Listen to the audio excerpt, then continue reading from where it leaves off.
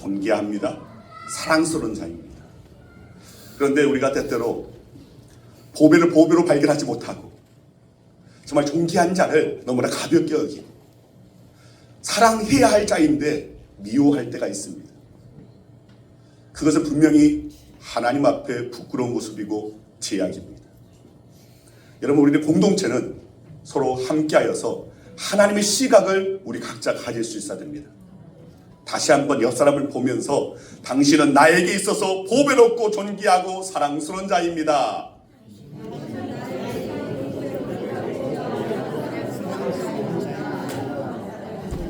이제 자연스럽게 제가 우리 남유일 피터 장로님하고 변옥선 권사님을 이렇게 하게 보게 되는데, 오늘은 이렇게 우리 남유일 피터 장로님이 쑥스러워하시고 변옥선 권사님은 당신은 보배롭고 존귀하고 사랑스럽다. 굉장히 쑥스러운 것 같습니다. 우리 남유일 이사님. 자, 여러분, 우리 모두가 이런 하나님의 그 시선 가운데서 우리의 형제를, 우리의 자매를, 지체를 바라볼 수 있기를 소망합니다. 분명히 우리 자신이 때때로 부족하기도 합니다. 연약하기도 합니다. 그러나 오늘 그 모든 부족함을 주의 은혜로 채워주신다는 사실 여러분 기억하시고 오늘의 믿음 가운데 하나님의 시선 가운데 오늘 내 남편을, 내 아내를, 내 자식을, 우리의 이웃을 바라볼 수 있기를 소망합니다. 아멘. 자, 계속해서 이 주기도문 말씀을 가지고 함께 나눕니다. 벌써 주기도문 6번째 시간입니다. 자, 말씀을 시작하기 전에 주기도문의 구조 다시 한번 여러분들한테 보여드립니다. 자, 이 주기도문의 구조는 이 시작과 성용 그리고 그 사이에 7개의 강구가 있습니다. 그런데 이 7개의 강구도 나눠집니다. 처음 3개의 강구는 하나님을 향한, 하나님과 관계된, 하나님을 위한 그런 강구라고 할 수 있습니다. 그리고 나머지 그 아래 4개의 강구는 바로 사람을 위한 강구라고 할 수 있습니다. 지난주에 일용할 양식을 주시옵고 사람을 위한 강구 가운데 첫 번째 우리의 강구가 하나님께서 오늘 우리에게 우리의 모든 필요를, 우리의 모든 삶을, 우리의 모든 인생 가운데 필요를 채워주시는 하나님, 오늘 그 하나님께 간구하는 것이고, 그리고 오늘 우리가 함께 나눌 말씀은 주기도문의 5번째 간구이면서 또는 우리 자신을 위한 간구의 2번째인 우리가 우리에게 죄 지은 자를 사하여 준 것 같이 우리 죄를 사하여 주옵시고. 자, 오늘 이 구분의 이 구절에 대해서 함께 은혜 나누기를 원합니다. 여러분, 예수님께서 우리에게 기도를 가르쳐 주시면서 먼저 육신의 삶을 위해 일용할 양식을 구하라 하신 다음에 바로 이어서 우리의 영혼을 위하여 이렇게 기도하라라고 말씀하고 있는 겁니다. 이처럼 주님께서 기도하라 하신 그대로 우리가 기도할 때 깨달을 수 있는, 아니 반드시 깨달아야만 하는 아주 중요한 사실들이 몇 가지가 있습니다. 여러분, 이 주기도문 그냥 암송할 것이 아니라 이것은 분명히 기도입니다. 그럼 우리는 그저 습관적으로 아무런 마음도 두지 않고 의미도 두지 않고 그냥 습관에 의해서 그 입에서 술술 나오는 대로 머릿속에 다시 한번 그 연산작용으로 그렇게 하는 것이 아니라 그냥 입버릇처럼 흘러나오는 그런 암송으로 하는 경향이 있는데 아닙니다. 주기도문은 그 기도문 하나하나에 진정 너무나 보배로운 하나님의 그 뜻이 담겨져 있습니다. 주님께서 그냥 이 기도를 가르쳐 주신 것이 아닙니다. 너무나 중요한 부분이기 때문에 우리의 신앙에 있어서, 우리의 삶에 있어서 너무나 귀한 것이 담겨져 있기 때문에 너희는 기도할 때 이렇게 기도해라라고 가르쳐 주신 겁니다. 자, 먼저 우리는 이 기도문에서 우리의 죄를 사하여 주시겠다라는 용서가 전제되고 있는 것을 깨달을 수 있습니다. 무슨 말이냐면 용서해 주실 것이기 때문에 용서해 달라고 기도하라는 것입니다. 우리가 하나님으로부터 받아야 할 복이 여러 가지로 많이 있겠지만 그러나 누구나 반드시 받아야만 하고 또한 계속적으로 받아야 할 복이 있습니다. 그 복이 무엇이냐면 바로 이 죄에 대한 용서입니다. 이 복이, 죄에 대한 용서의 그 복이 우리에게 임하지 않는다면 우리는 하나님의 나라에, 하나님의 영광에 가까이 갈 수조차 없을 겁니다. 그러면 죄라고 하는 것은 무엇입니까? 성경에는 죄라고 하는 말이 무수히 등장합니다. 자, 그런데 우리말 성경은 모두가 다 그냥 죄라고 번역을 하고 있는데 언어 성경을 보면 여러 단어로 사용되고 있습니다. 자, 지금 성경 언어로 이 죄에 대한 관련된 단어 5가지를 여러분들 알려드립니다. 먼저 가장 많이 등장하고 있는 단어가 하마르티아라는 단어입니다. 이 하마르티아, 헬라어로 이 하마르티아라는 말은 간역에서 벗어났다라는 뜻입니다. 무슨 말이냐면 하나님께서 요구하시는 표준이 있는데 그 표준에서 벗어났다는 것입니다. 그 표준에 이르지 못한 것, 이것이 바로 죄라는 것입니다. 그 다음에 두 번째는 파라바시스. 자, 이 파라바시스는 길을 따라가지 못했다라는 뜻입니다. 따라가야 할 바른 길이 있는데 그 바른 길에서 벗어난 것, 바로 이것을 일컫는 이 죄의 의미입니다. 그 다음에 세 번째는 파라프토마. 이 파라프토마는 미끄러진다라는 의미입니다. 말이나 감정이나 행동을 우리가 잘 조절하지 못하고 순간적인 충동에 의해서, 순간적인 혈기에 의해서, 순간적인 오늘 그런 분노에 이끌려서 때때로 실족하는 것을 말하는 겁니다. 그 다음에 네 번째, 아노미아라는 말이 있습니다. 이 아노미아라는 말은 불법을 의미하는 것입니다. 자, 이 말은 옳은 것임을 분명히 알고도 그것을 어기는 것을 뜻하는 단어입니다. 이것이 바로 죄라는 겁니다. 그리고 다섯 번째, 오페일레마. 자, 이 오페일레마라는 말은 무언가 지불되고 갚아져야 할 부채, 다시 말해서 빚이라는 뜻입니다. 자, 오늘 본문 12절에서의 죄라고 하는 단어는 이 5가지 이 죄의 그 단어 가운데서 가장 마지막에 있는 이 오페일레마라고 쓰여져 있습니다. 자, 바로 이 채무, 마땅히 우리가 지불해야 할 것을 지불하지 않는 이 채무, 이 빚이라는 뜻으로 이 죄를 지금 적고 있다는 겁니다. 자, 이 빚에 대해서 여러분 한번 생각해 보시길 바랍니다.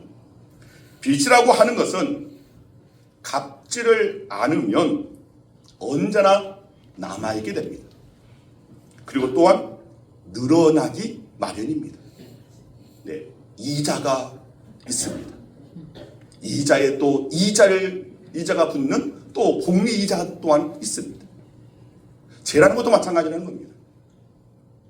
우리가 갚아야 할 이 부채, 갚아야 하는데 갚지 아니하고 계속 남겨둔다면 그것은 어느 순간 점점 늘어난다는 것입니다. 따라서 이 빚이란 갚지 않고서는 해결할 방법이란 없는 겁니다. 물론 갚지 않고 떼어먹는 사람도 더러 있기는 합니다.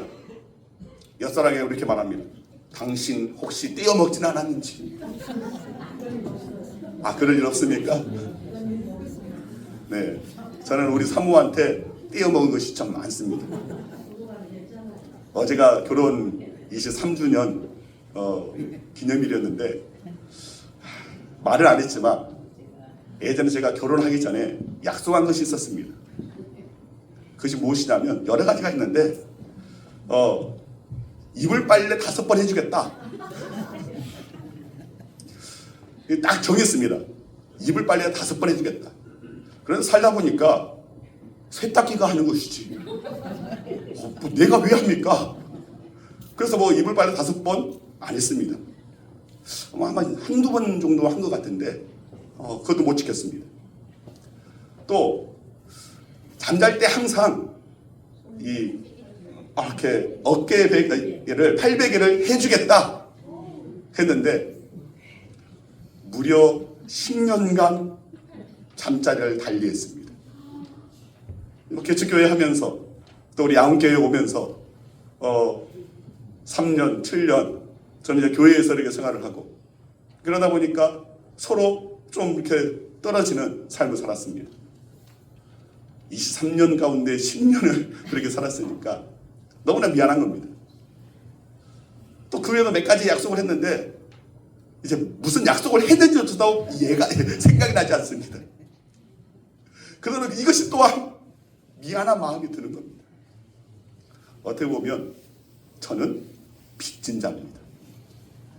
아마 여러분들도 각자 이전에 약속했던 것이 있는데 그 약속대로 하지 못한 그런 빚이 나에게는 없는지 여러분 한번 생각해 보시길 바랍니다. 옆 사람이 묻습니다. 당신 빚진 자입니까? 어떤 의미에서는 우리 모두가 다 빚진 자들입니다. 그런데 이 빚을 안 갚고 떼어먹는다고 해서 이 빚이 없어지는 것은 결코 아닙니다. 오히려 거기다가 더 큰 죄를 더하게 될 뿐입니다. 그리고 결국 언젠가는 잡혀서 전 재산을 차압당하거나 구속당하고 마는 겁니다. 마찬가지로 우리의 죄도 빚이 되어서 하늘나라 장부에 기록되어 있다는 것입니다. 자, 요한계시록 20장 12절 말씀 같이 한번 읽겠습니다. 또 내가 보니 죽은 자들이 큰 자나 작은 자나 그 보좌 앞에 서 있는데 책들이 펴있고 또 다른 책이 펴졌으니 곧 생명책이라. 죽은 자들이 자기 행위를 따라 책들에 기록된 대로 심판을 받으니.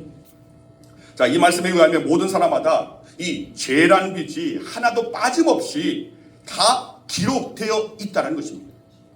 그리고 거기에 따라서 심판을 받게 된다고 분명히 말씀해 주고 있는 겁니다.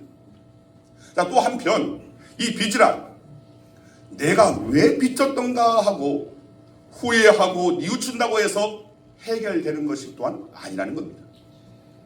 우리의 죄가 그러합니다. 뉘우친다고 해결되는 것이 아닙니다. 흔히들 잘못 생각하기를 혼자 뉘우치고 이제부터는 다시 그러지 말아야겠다고 결단하면 죄가 사해주는 줄 아는데 그렇지가 않습니다. 이것은 빚이기 때문에 갚지 않고서는 결코 해결되지가 않습니다. 또한 이 빚은 장부에 기록되어 있기 때문에 지금 당장은 갚지 않는다고 해도 언젠가는 결산할 때가 있다는 겁니다. 지금은 빚지고도 그럭저럭 살아갈 수 있을지 모르지만 그러나 언제까지나 통용되는 것이 아닙니다. 언젠가는 반드시 결산의 때가 있다는 겁니다. 이것이 바로 하나님의 심판이라는 것입니다. 어떤 일이 있어도 갚기 전에는 자유로울 수가 없습니다. 그런데 바로 여기서 우리는 아주 큰 문제에 봉착하게 됩니다. 이 빚이 너무나도 커서 나로서는 도저히 갚을 수가 없다면 그럼 어떻게 되는 겁니까? 내가 갚지 못한다면 누군가가 대신이라도 갚아야 합니다. 그래서 빚 보증 섰던 사람들이 또는 가족들이 대신 책임을 떠맡게 되는 것입니다. 우리의 죄의 빚도 마찬가지입니다. 우리로서는 도저히 갚을 수 없는 것이기 때문에 여기서 등장하는 것이 바로 예수 그리스도의 십자가인 겁니다. 복음서에 보면 예수님께서 십자가상에서 하신 말씀들이 나옵니다. 총 7개의 말씀으로 되어 있어서 우리는 흔히 가상칠언이라고 합니다. 자, 그 중에서 6번째에 하신 말씀이 다 이루었다입니다. 여기서 이 다 이루었다라고 하는 말을 성경 언어로 보면 테텔레스타이, 이 테텔레스타이라고 되어 있는데 이것은 이 어떤 단어에는 헬라어 단어에는 각각의 그 문법이 다 담겨져 있습니다. 시제가 담겨져 있습니다. 또 그것이 뭐 남성격이냐 뭐 여성격이냐 오늘 아니면 뭐 중성이냐 오늘 그 의미로 다 달려져 있습니다. 그런데 이 테텔레스타이 이 단어에는 현재 완료 수동형의 단어입니다. 이 말의 뜻은 모든 빚이 다 갚아졌다. 페이오프 되었다. 남아있는 것이 아니라 페이오프 완전히 지불되었다라는 그런 뜻입니다. 우리로서는 도저히 갚지 못하는 이 죄의 빚을 예수님에 의해 그분의 십자가 대속의 그 죽으심으로 말미암아 대신 갚아졌다라는 것입니다. 그렇기 때문에 우리 죄를 사하여 주옵소서 이렇게 기도하라고 하신 말씀에는 이미 우리의 죄란 빚을 다 갚아주신 하나님의 용서가 전제되고 있다는 겁니다. 예를 들어서 아이가 잘못하면 부모가 야단을 칩니다. 꾸짖습니다. 때로는 매를 들기도 합니다. 그런데 그러다가 흔히 하는 말이 있습니다. 야, 빨리 잘못했다고 말해. 왜냐하면 때때로 아이들이 고집을 피울 때가 있습니다. 입을 꾹 다물고 눈에 힘을 딱 줘가면서 씩씩거리면서 이 잘못했다는 말을 안 하는 그럴 때가 있습니다. 그럴 때 야 빨리 잘못했다고 그래. 혹이나 아빠가 아이를 혼낼 때 옆에 있는 엄마가 애 같아서 잘못했다고만 말하면 다 용서해 줄 건데 저것이 미련하게 고집을 피운다고 막 애를 태우는 겁니다. 마찬가지입니다. 하나님께서도 마찬가지라는 겁니다. 이미 우리를 위한 용서를 준비해 두셨는데 우리가 용서를 빌기만 하면 되는 것입니다. 하나님 그것을 기다리고 계시는데 우리가 그것을 하지 못한다. 여러분 요한일서 1장 9절 말씀 같이 한번 보겠습니다. 가져 있습니다. 만일 우리가 우리 죄를 자백하면 그는 미쁘시고 의로우사 우리 죄를 사하시며 우리를 모든 불의에서 깨끗하게 하실 것이요. 여러분 용서받지 못할 죄는 없습니다. 다시 말해서 십자가의 구속으로 갚지 못할 죄는 없습니다. 따라서 만약 우리 죄가 용서받지를 못했다고 한다면 그것은 순전히 우리가 회개하지 않았기 때문입니다. 그래서 여기에 성 어거스틴은 아주 유명한 말을 남겼습니다. 하나님은 회개하지 않는 죄인은 용서하지 않으신다. 하나님께서 회개하지 않는 죄인은 용서하지 않으신다라는 오늘 이것을 우리는 분명히 알아야 됩니다. 미국의 제7대 대통령인 앤드류 잭슨 대통령이 재임 중에 실제로 이런 일이 있었습니다. 조지 윌슨이라는 사람이 우체국에서 강도 행각을 벌이다가 강도와 살인죄로 체포되어 사형 언도를 받았습니다. 그런데 그 조지 윌슨이 이렇게 은행 강도를 했던 어떤 상황과 여건과 환경이 있었습니다. 이에 주위의 친구들이 그를 위해서 탄원을 했습니다. 드디어 앤드류 잭슨 대통령의 특별 사면령이 내려졌습니다. 이제 그는 이 사면령에 의해서 법적으로 이제 죄 없는 자, 무죄한 자가 되었습니다. 자, 그러니까 이제 이 감옥에서 있을 이유가 없는 겁니다. 자, 그런데 어찌된 일인지 이 조지 윌슨이 사면령을 받아들이기를 거부했습니다. 그리고 감옥 밖으로 나가는 것을 거절합니다. 법적으로 그 당시에 큰 문제가 생겼습니다. 무죄해진 자를 감옥에 계속 가둬둘 수는 없는데 어찌할 것인가. 자, 그래서 여러 법학자들이 그 당시에 아주 일대 논쟁을 벌였습니다. 드디어 대법원에서 이를 다루게 되었는데 그때 내려진 결론이 바로 이것입니다. 이미 그에게는 사면령이 내려졌다. 그러나 그 사면은 그가 받아들이기까지는 효력이 유보된다. 그래서 결국 이 조지 윌슨은 사면, 즉 용서는 받았지만 그 용서를 본인이 수용하지 않았기 때문에, 받아들이지 않았기 때문에 결국은 사형에 처해졌다는 겁니다. 여러분, 우리 인류가 처한 입장이 바로 이와 같은 것입니다. 예수님께서 이미 우리의 죄의 빚을 다 갚으시고 너희 죄가 용서받았다라고 선언하고 계십니다. 그런데도 수많은 사람들이 이 하나님의 사면을 받아들이지 않고 있습니다. 그렇기 때문에 우리가 오늘 이것을 해야 하는 것입니다. 한 사람이 한 영혼을 정말 다급하게 구원시키는, 오늘 그들의 그 죄가 예수로 그저 말미암아 사하여졌으므로 그 죄, 그 용서의 그 효력이 그들에게 임하여지기를 오늘 우리는 수고해야 한다는 것입니다. 이것이 바로 우리의 사명입니다. 주님께서 주신 명령입니다. 그래서 예수님께서 우리 모든 사람들이 이 간구를 통해서 오늘 제 용서에 오늘 거기에 수용하는 그것을 받아들이길 원하신다는 겁니다. 옆 사람에게 이렇게 말합니다. 당신은 이미 용서받았습니다. 네, 이미 용서받았습니다. 제가 결혼 전 약속하지 못한 것 이미 용서받은 줄 믿습니다. 우리 사모가 아멘 하지 않는 거 보니까 아직 그것은 효력이 있는 것 같습니다. 자, 오늘 우리는 이 기도를 통하여서 이미 하나님께서 우리를 용서하는 것을 전제로 두고 있다. 그리고 이제 이 기도를 통하여서 그 용서를 받는 것, 이것이 중요하기 때문에 예수님께서는 이것을 이렇게 기도하라고 말씀하신 겁니다. 자, 다음으로 이 기도의 중요한 점은 우리가 우리에게 죄 지은 자를 사하여 준 것 같이라고 하는 말입니다. 즉 무슨 말이냐면 타인에 대한 용서입니다. 예수님께서 가르쳐 주신 주기도문에는 그동안 우리가 살펴본 바와 같이 모두가 결코 빠뜨려서는 안 되는 아주 중요한 것들이 있습니다. 하나님의 이름이 거룩히 여김을 받는 것, 하나님의 나라가 임하는 것, 하나님의 뜻이 이루어지는 것, 이것은 아주 절대적인 것들입니다. 또한 일용할 양식도 우리의 육신 생활에 있어서 없으면 안 되는 것입니다. 자, 그런데 유독 이 죄의 용서에 대해서만은 예수님께서 다 중요하지만 너무나 중요하기 때문에 이 주기도문을 다 가르쳐 주신 다음에 다시금 이어서 추가 설명을 하는 것을 볼 수가 있습니다.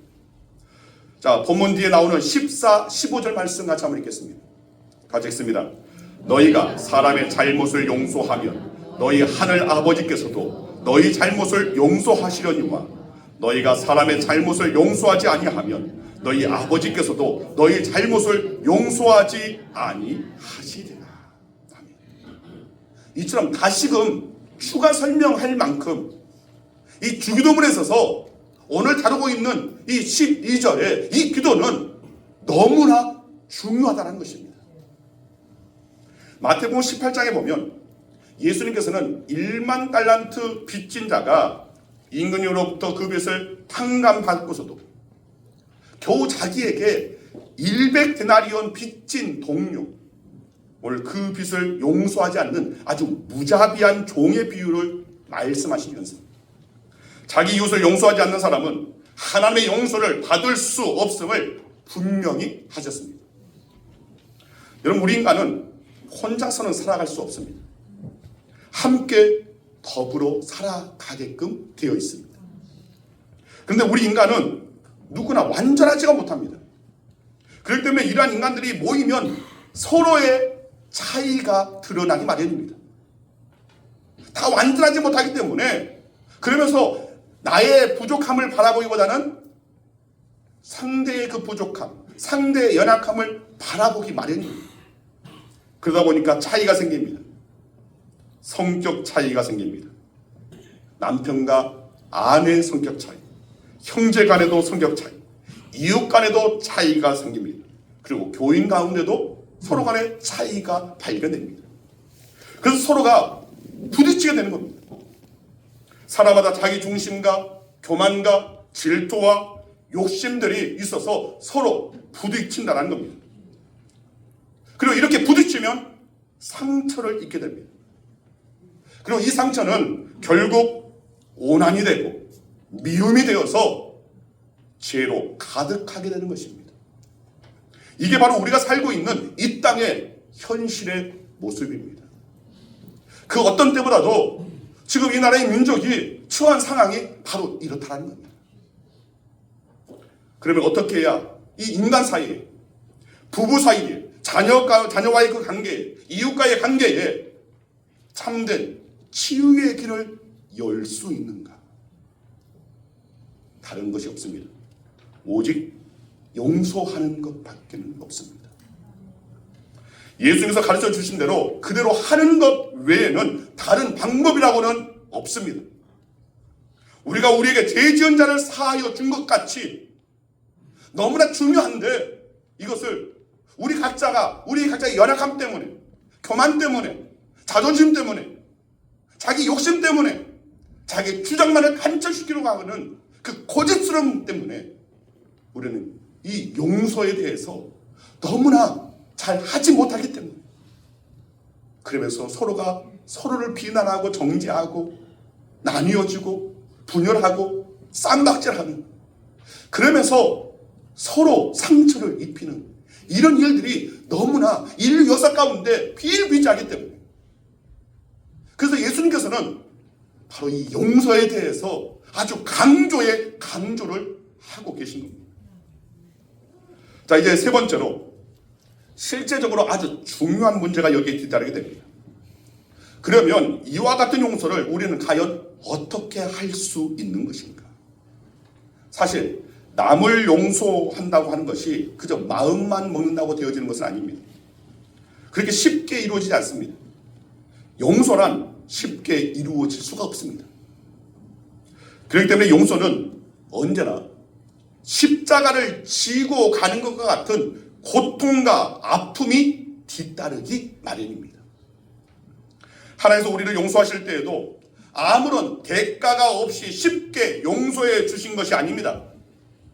독생자를 내어줄 만큼 십자가라고 하는 엄청난 대가를 치르고서야 이루어진 일이 바로 용서라는 것입니다. 그런데 바로 여기에 우리가 꼭 깨닫고 마음속에 새겨야 할 중요한 사실이 있습니다. 십자가의 대가를 누가 치렀습니까? 죄를 범한 우리들입니까? 아닙니다. 예수님께서 대신 치르셨습니다. 용서를 받는 자가 아니라 용서를 하는 자가, 용서해 주는 자가 십자가의 고난을 치루었다는 겁니다. 우리에게도 마찬가지입니다. 그럼 우리들도 이웃을 용서하려면 이와 같은 십자가의 그 아픔이 우리에게 따르게 된다는 것입니다. 나의 분노, 나의 주장, 나의 생각, 나의 교만, 나의 욕심. 그래서 우리는 십자가에 못 박아야만 합니다. 못 박는 데에는 못이 박히는 고통이 뒤따른다는 것입니다. 아멘. 그리스도와 함께 나를 십자가에 못 박지 않고서는 용서가 나에게서 나오지를 아니합니다. 내가 살아있는 한, 나의 미움과 나의 분노와 나의 감정이 살아있는 한 용서는 결단코 나오지를 않습니다.